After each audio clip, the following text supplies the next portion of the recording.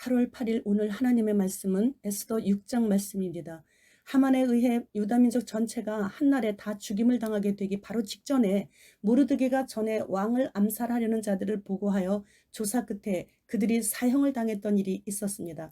하마터면 왕이 암살당할 뻔한 그 큰일이 범인들만 사형시키고 그 일을 알게 하여 왕의 목숨을 구한 모르드게의 그 엄청난 공로가 그냥 그렇게 묻히고 말았습니다. 왕이 그 당시에 암살범들을 추궁하고 조사하느라 잊을 수가 있을 수도 있는 일이었기에 에스더 왕비가 모르드게의 이름으로 왕에게 알렸으니 나중에 기회를 타서 왕에게 모르드게의 일을 다시 한번 말해 주었더라면 왕이 잊었던 것 때문에 더 미안해서 모르드게에게 크게 보상을 내렸을 것이고, 아니면 모르드게가 동료나 윗사람에게 그 일을 알렸더라면 그 일의 전말이 왕의 귀에 들어갈 수도 있었을 것입니다. 왕의 암살을 막은 모르드게로 인해 왕이 위기를 넘기게 되었지만 왕이 잊고 그냥 지나갔을 때에도 모르드게나 에스더는 왕에게 섭섭하다는 마음을 비추지 않았습니다.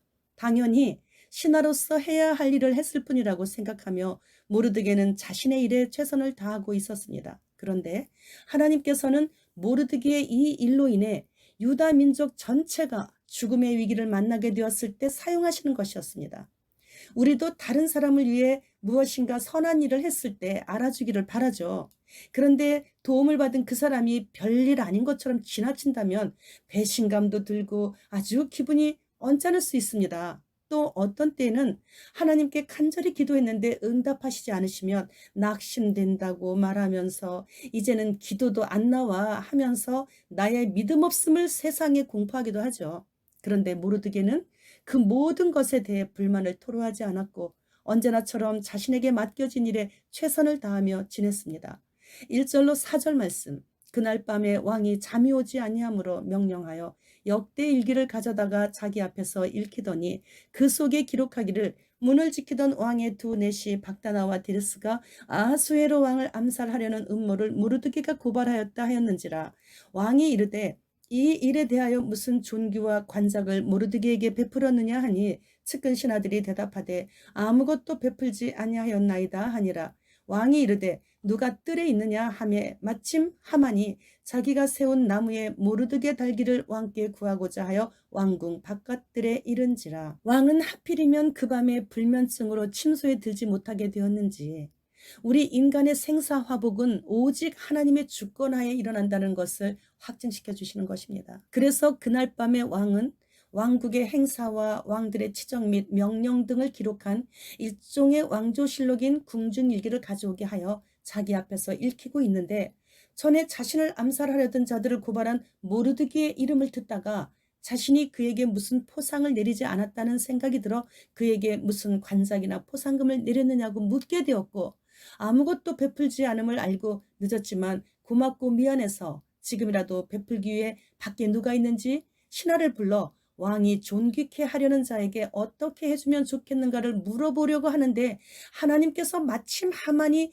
자신에게 유일하게 무릎 꿇지 않는 모르드게를 자신의 마당에 세운 장대에 목을 매달기 위해 왕의 허락을 받고자 아침 일찍부터 왕궁에 들어와 있게 하시는 것입니다. 하만은 왕의 이러한 물음에 아마도 자신 외에 누가 있을까 하는 생각에 자신이 모든 백성들 앞에서 존경과 존귀함을 받고 누리고 싶어 왕에게 최고의 것을 요구합니다. 그러나 그 존귀함을 받을 주인공은 그가 오늘 죽이려고 하는 모르드게인 것이죠.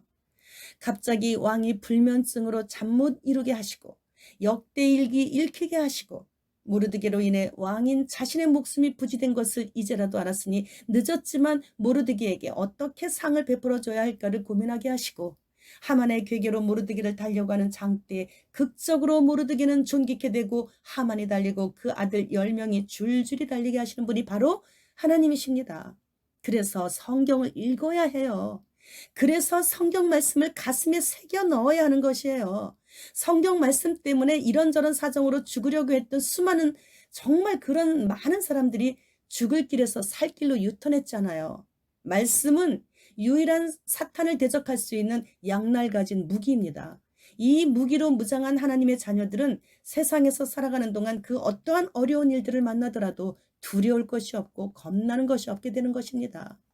러시아는 우크라이나 시작으로 곡과 마곡의 전쟁의 서막을 이미 열었고 그러한 기회를 놓치지 않겠다고 중국은 대만을 침공하려고 대한 해협은 물론이고 대만 땅을 통과해 일본 해협 가까이까지 미사일을 발사해서 대만과 일본 정부에서 강하게 중국에게 불만을 나타내고 있고 북한은 기근으로 백성들이 너무 많이 굶어 죽어나가고 있고 백성 없는 나라로 존폐 위기에 놓이게 되니 한국으로 미사일 한두 발 정도 보내올 것이고 송명희 시인의 소설인 표를 보면 바로 그때에 공중으로 들림받게 된다는 것입니다. 휴거 신부들은 그때 호련히 변형된 몸으로 이 땅에서 공중으로 이사를 떠나게 되는데 그때의 징조가 이렇게 우리가 눈으로 현재 보고 있다는 것입니다. 그러한 때에 갑작스러운 휴거로 인해 전 세계는 더욱더 혼란에 빠지게 될 것이고 그 틈을 타서 최고 정상으로 재임 때나 퇴임 때나 여전히 인기가 사그러들지 않고 있는